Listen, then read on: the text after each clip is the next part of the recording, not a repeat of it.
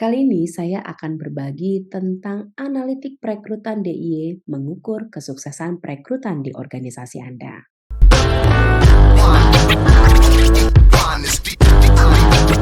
Halo HR Learner, selamat datang di channel HR University Online, channel khusus untuk memperlengkapi Anda menjadi seorang HR Pro yang handal, aplikatif, taktis, dan strategis. Mari kita mulai dengan mengapa analitik dalam perekrutan di perusahaan itu sangat penting. Di dunia yang didorong oleh data saat ini, memahami analitik adalah kunci untuk meningkatkan strategi perekrutan Anda. Ini tentang membuat keputusan yang tepat untuk menarik, mempekerjakan, dan mempertahankan talenta terbaik di perusahaan Anda. Matrix adalah inti dari analitik perekrutan. Mereka memberikan bukti yang dapat diukur tentang seberapa baik proses perekrutan Anda berjalan dan dampaknya terhadap organisasi Anda. Berikut ini adalah beberapa matriks penting dalam perekrutan. Pertama, time to hire. Time to hire melacak durasi dari posting pekerjaan hingga penerimaan kandidat. Ini penting untuk memahami efisiensi proses perekrutan Anda. Time to hire dihitung dari hari pertama pekerjaan diposting hingga hari kandidat menerima tawaran kerja. Rumusnya adalah waktu akhir atau hari penerimaan tawaran dikurangi waktu awal atau hari posting pekerjaan. Dan hasilnya adalah jumlah hari yang dibutuhkan untuk mengisi posisi tersebut. Mengimplementasikan pengukuran ini dalam perusahaan Anda akan sangat membantu dalam mengidentifikasi efisiensi proses perekrutan. Misalnya nih, PT Maju Terus memposting lowongan kerja accounting staff pada tanggal 1 Januari. Mereka menerima penerimaan tawaran dari kandidat terpilih pada tanggal 25 Januari. Jadi, waktu hingga perekrutan mereka adalah 24 hari. Setelah menghitung time to hire, langkah selanjutnya adalah analisis.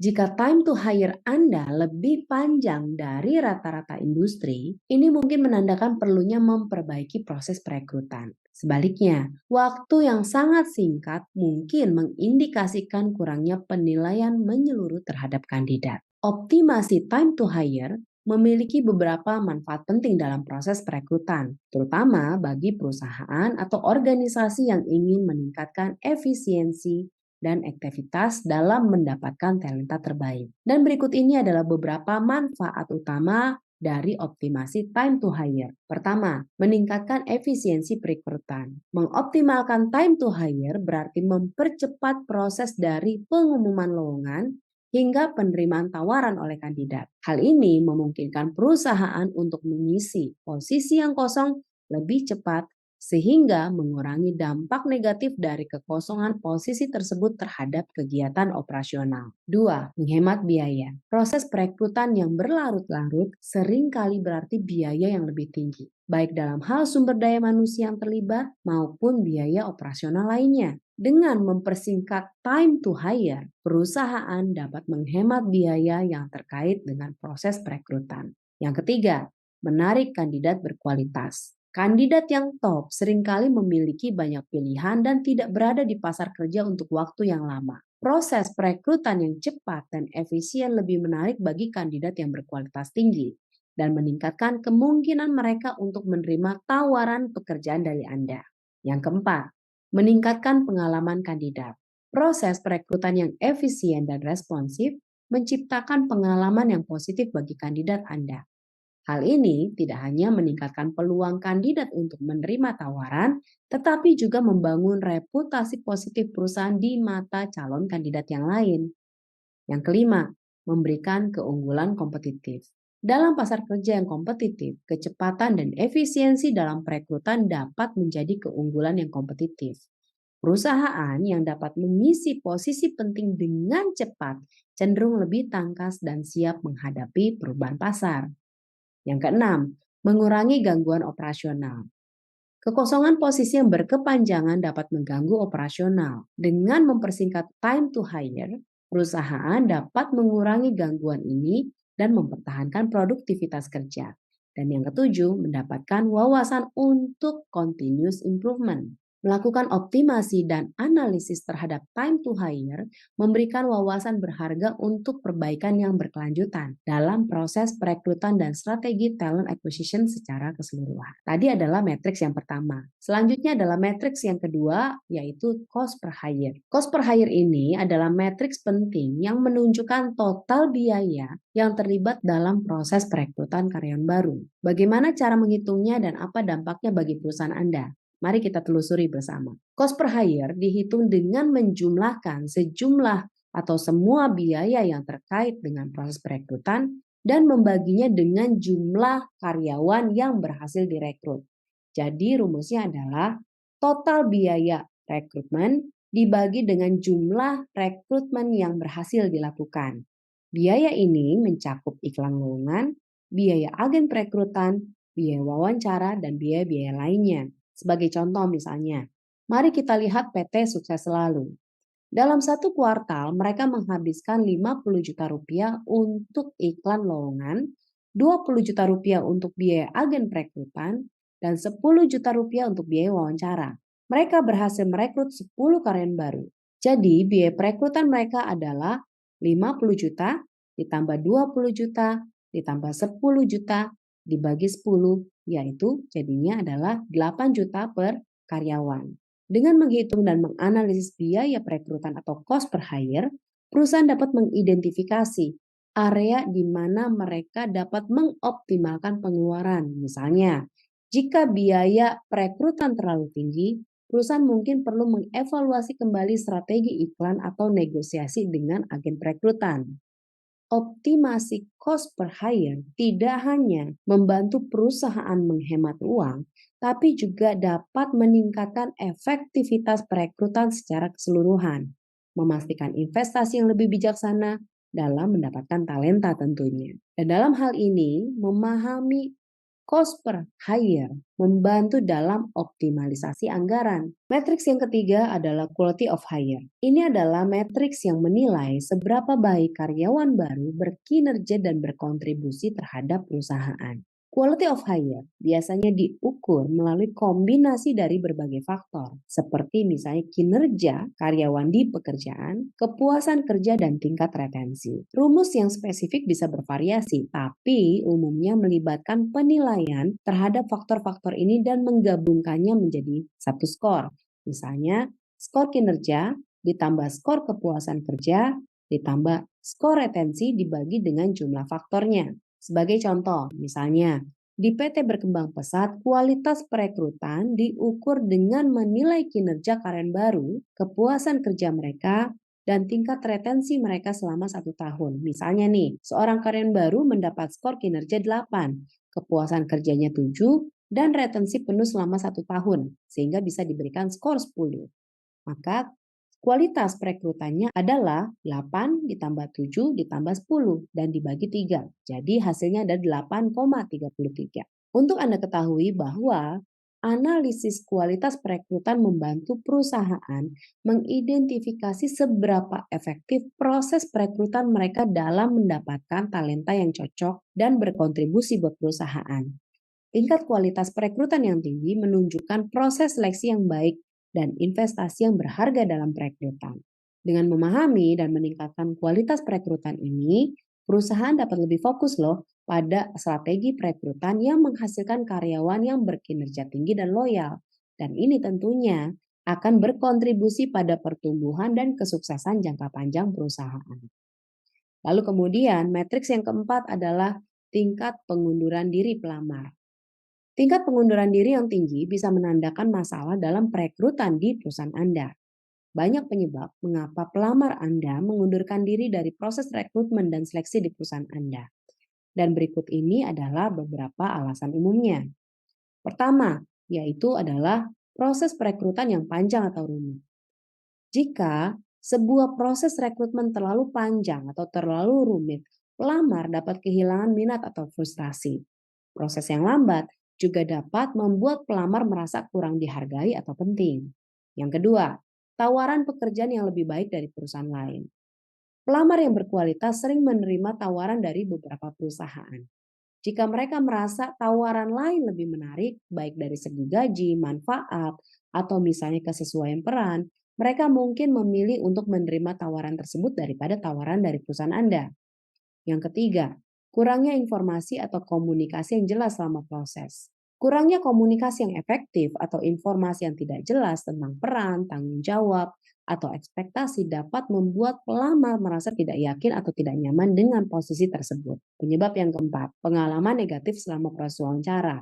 Nah, ini juga sering terjadi. Misalnya nih, interaksi dengan pewawancara atau staf HR yang kurang menyenangkan dapat memberi kesan negatif. Atau misalnya punya kesan yang negatif terhadap usernya, atau misalnya merasa tidak dihargai ketika harus menunggu dalam proses wawancara berlangsung. Jadi hal ini dapat meliputi sikap tidak profesional, tidak terorganisir, atau misalnya juga kurang hormat terhadap kandidatnya. Penyebab kelima, kesalahpahaman terhadap peran atau budaya perusahaan. Jika ada ketidaksesuaian antara apa yang dipahami pelamar tentang pekerjaan atau budaya perusahaan dan realitasnya, ini dapat menyebabkan mereka menolak tawaran. Penyebab keenam, ketidaksesuaian dengan kebutuhan atau nilai pelamar. Pelamar mungkin menyadari bahwa pekerjaan atau perusahaan tersebut tidak sesuai dengan kebutuhan, tujuan karir, atau mungkin nilai pribadi mereka. Ketujuh, kondisi pasar kerja yang dinamis. Dalam pasar kerja yang kompetitif, pelamar mungkin mendapatkan tawaran yang lebih menarik atau memiliki opsi yang jauh lebih baik setelah mereka menerapkan atau bahkan menerima tawaran dari perusahaan Anda. 8. Perubahan kondisi pribadi. Perubahan situasi pribadi seperti misalnya nih, masalah kesehatan, perubahan keluarga, atau misalnya kebutuhan untuk pindah, juga dapat menjadi faktor mengapa pelamar mengundurkan diri. Sehingga ketika Anda memahami alasan-alasan ini penting bagi perusahaan untuk mengoptimalkan proses perekrutan mereka dan mengurangi jumlah pelamar yang menolak tawaran atau mengundurkan diri. Strategi seperti misalnya mempersingkat siklus perekrutan, meningkatkan komunikasi, dan memastikan kesesuaian budaya dapat membantu mengatasi beberapa masalah ini. Sehingga dalam mengatasi tingkat pengunduran diri yang tinggi dari pelamar, Anda bisa melakukan beberapa strategi seperti ini.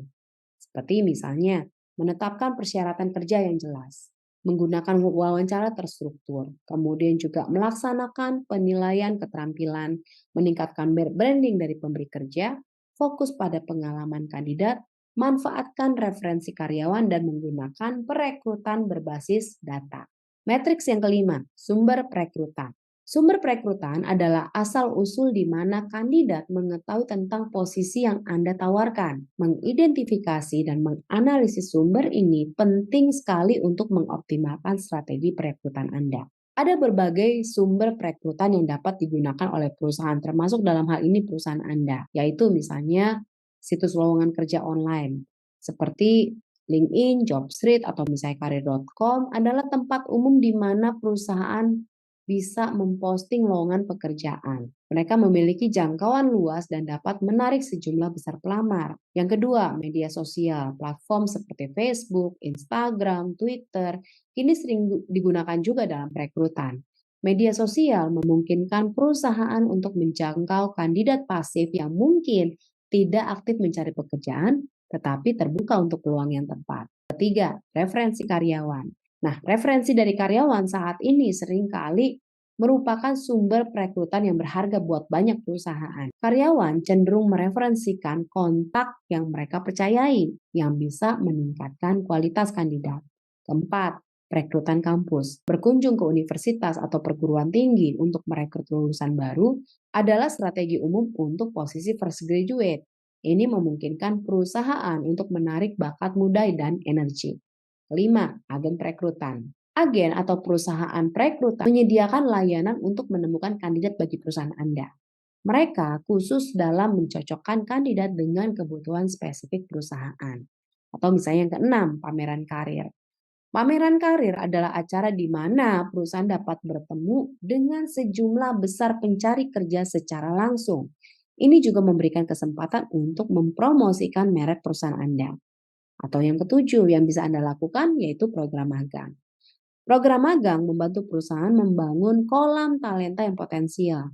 Dan magang seringkali menjadi sumber rekrutmen jangka panjang, terutama untuk talenta muda. 8. Headhunting. Untuk posisi yang sangat khusus atau tingkat eksekutif, perusahaan sering menggunakan layanan headhunter untuk menemukan kandidat yang sangat berkualifikasi dan berpengalaman. Kesembilan, iklan tradisional. Media tradisional seperti koran dan majalah masih digunakan loh, terutama untuk menjangkau demografi tertentu atau untuk posisi yang sangat spesifik. Kesepuluh, jaringan profesional.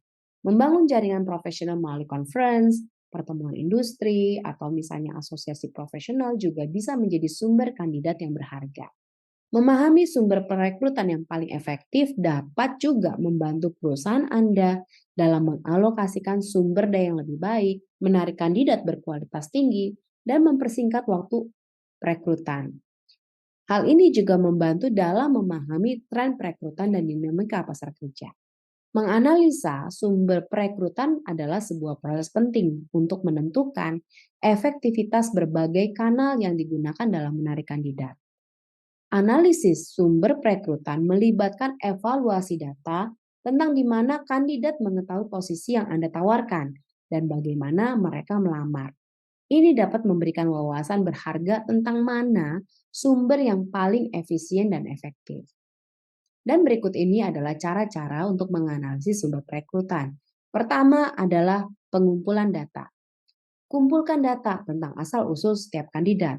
Ini bisa meliputi informasi tentang bagaimana mereka menemukan lowongan pekerjaan, apakah situs lowongan kerja online, media sosial, referensi kerja karyawan, atau sumber lainnya. Kedua, pelacakan konversi. Lacak jumlah pelamar dari setiap sumber dan berapa banyak dari mereka yang berhasil melalui berbagai tahap proses perekrutan. Ini termasuk jumlah yang diundang untuk wawancara, jumlah tawaran pekerjaan yang diberikan, dan jumlah yang akhirnya diterima. Ketiga, analisis biaya. Hitung biaya yang terkait dengan setiap sumber perekrutan. Ini bisa termasuk biaya iklan, biaya agen perekrutan, waktu yang dihabiskan oleh tim HR, dan biaya-biaya lainnya. Yang keempat, evaluasi kualitas kandidat. Analisis kualitas kandidat dari setiap sumber. Pertimbangkan faktor seperti keterampilan, pengalaman, dan kesesuaian budaya. Kualitas seringkali lebih penting daripada kuantitas. Kelima, tingkat retensi. Amati deh tingkat retensi karyawan yang direkrut dari masing-masing sumber. Karyawan yang bertahan lebih lama dan memberikan kontribusi signifikan mungkin menunjukkan sumber perekrutan yang lebih efektif. Keenam, time to hire. Analisis seberapa cepat setiap sumber menghasilkan kandidat yang akhirnya dipekerjakan. Sumber yang menghasilkan karyawan berkualitas dalam waktu yang lebih singkat mungkin bisa jadi lebih efisien. Ketujuh, feedback dari kandidat. Kumpulkan umpan balik dari kandidat tentang pengalaman mereka dengan proses perekrutan. Ini bisa memberikan wawasan tentang keefektifan komunikasi dan brand perusahaan dari berbagai sumber. 8. Penggunaan software analitik. Gunakan perangkat lunak analitik HR untuk mengumpulkan dan menganalisis data secara otomatis. Software ini dapat memberikan wawasan mendalam dengan mengolah data besar. Kesembilan, pembuatan laporan dan tren. Buatlah laporan periodik dan identifikasi tren dalam penggunaan dan efektivitas berbagai sumber perekrutan. Ini membantu dalam mengambil keputusan strategis di masa depan. Yang ke-10, perbandingan dengan industri. Bandingkan data dan hasil Anda dengan tren industri bila Anda bisa memperolehnya untuk melihat bagaimana kinerja sumber perekrutan Anda dibandingkan dengan norma atau saingan Anda atau kompetitor Anda. Dengan menganalisis sumber perekrutan secara menyeluruh, perusahaan dapat mengidentifikasi strategi perekrutan yang paling efektif, mengalokasikan sumber daya dengan lebih bijak, dan secara keseluruhan meningkatkan proses perekrutan mereka. Setelah menganalisis sumber perekrutan, perusahaan dapat mengoptimalkan strategi mereka karena masing-masing sumber perekrutan memiliki kekuatannya masing-masing. Berikut ini adalah strategi optimalisasi sesuai sumber perekrutan. Yang pertama, situs lowongan kerja online. Anda bisa menggunakan kata kunci yang efektif dalam iklan pekerjaan dan pastikan iklan Anda menonjol. Analisis mana sih situs yang menghasilkan kandidat berkualitas dan fokuslah pada situs tersebut. Kedua, media sosial. Di sini Anda bisa mengembangkan strategi konten yang menarik dan interaktif. Gunakanlah platform yang paling relevan dengan target audiens Anda. Lakukan kampanye perekrutan khusus di media sosial untuk meningkatkan jangkauan Anda. Yang ketiga, optimalisasi dari referensi karyawan. Di sini Anda bisa membuat program referensi karyawan yang menarik dengan insentif yang menggoda tentunya. Sosialisasikan program ini secara efektif di seluruh organisasi. Yang keempat, perekrutan di kampus. Di sini Anda bisa membangun hubungan jangka panjang dengan universitas dan fakultas. Ikuti deh acara-acara kampus secara rutin dan tawarkan program magang yang menarik buat mereka. Yang kelima, agen perekrutan. Di sini yang harus Anda lakukan adalah pilih agen yang memiliki rekam jejak yang baik dalam industri Anda. Komunikasikan kebutuhan Anda dengan jelas dan buat kerjasama jangka panjang. Yang keenam, pameran karir.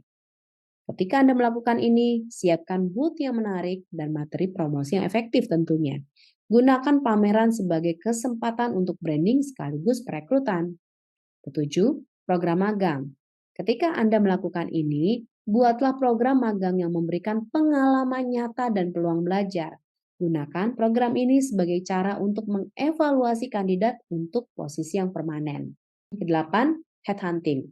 Gunakan layanan headhunting untuk posisi yang sangat spesifik atau senior.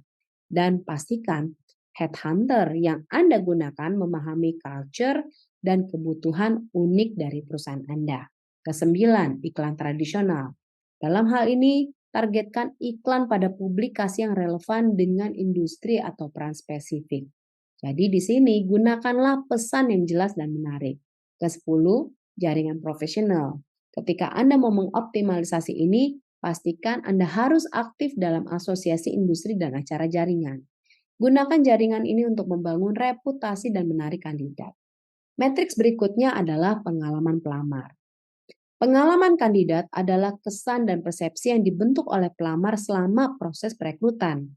Aspek ini sangat penting loh, karena dapat mempengaruhi reputasi perusahaan dan kemampuan untuk menarik talenta yang terbaik. Pengalaman kandidat meliputi berbagai aspek, mulai dari pertama kali kandidat mengetahui lowongan hingga proses onboarding. Hal ini juga termasuk cara mereka menemukan lowongan kerja, bagaimana kemudian mereka berinteraksi dengan tim HR, proses wawancara hingga pemberian offering letter.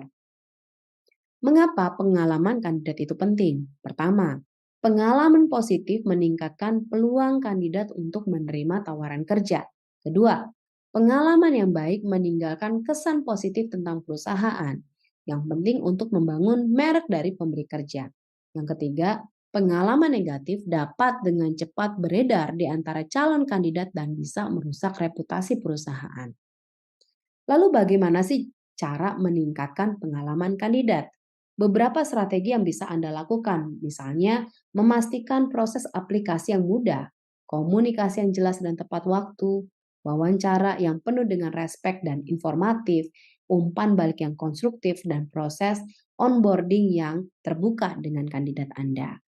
Dan untuk mengukur pengalaman kandidat, Anda bisa menggunakan survei kepuasan, wawancara umpan balik, atau data dari platform rekrutmen Anda. Tentunya mengumpulkan data hanya bagian dari proses yang terjadi. Keterampilan yang sebenarnya terletak pada menganalisa dan menafsirkan data untuk melakukan perbaikan strategis. Untuk menganalisis data Anda secara efektif, menemukan tren dan membuat analisis prediktif dalam melibatkan serangkaian langkah strategis, berikut ini adalah cara melakukannya. Yang pertama, pengumpulan data yang akurat. Langkah pertama adalah pastikan Anda mengumpulkan data yang relevan dan akurat. Ini termasuk data dari proses perekrutan seperti time to hire, cost per hire, source of hire, dan quality of hire. Data ini harus dikumpulkan secara konsisten untuk memastikan keakuratannya. Kedua, pengorganisasian dan pembersihan data. Setelah data terkumpul, organisasikan dan bersihkan data tersebut. Ini mungkin melibatkan pengelompokan data yang serupa, menghapus data yang tidak relevan atau duplikasi, dan memperbaiki kesalahan entry. Langkah ketiga, analisis deskriptif. Mulailah dengan analisis deskriptif untuk memahami dasar-dasar data Anda. Ini termasuk menghitung rata-rata, media, dan modus, serta membuat visualisasi data seperti grafik dan diagram untuk menampilkan distribusi dan tren umum yang terjadi. Langkah keempat, identifikasi tren dan pola. Anda bisa menggunakan analisis statistik untuk mengidentifikasi tren dan pola dalam data. Misalnya, apakah ada peningkatan time to hire selama periode tertentu, atau apakah ada sumber perekrutan yang konsisten menghasilkan kandidat berkualitas tinggi. Yang kelima, analisis korelasional. Lakukanlah analisis korelasional untuk melihat hubungan antara berbagai variabel. Misalnya nih, apakah peningkatan investasi dalam branding pemberi kerja berkorelasi nggak sih dengan penurunan time to hire? Yang keenam, pembuatan analisis prediktif. Gunakan teknik analisis prediktif untuk membuat proyeksi berdasarkan data historis. Ini dapat dilakukan melalui model statistik atau algoritma machine learning untuk memprediksi hasil masa depan seperti kebutuhan perekrutan atau efektivitas saluran perekrutan. Langkah ketujuh, uji hipotesis. Ketika Anda memiliki teori atau hipotesis, uji ini dengan data yang Anda miliki. Misalnya, jika Anda berhipotesis bahwa program referensi karyawan meningkatkan kualitas perekrutan, maka periksa data untuk mendukung atau menolak hipotesis ini. Kedelapan, feedback dan iterasi. Analisis data bukanlah aktivitas satu kali.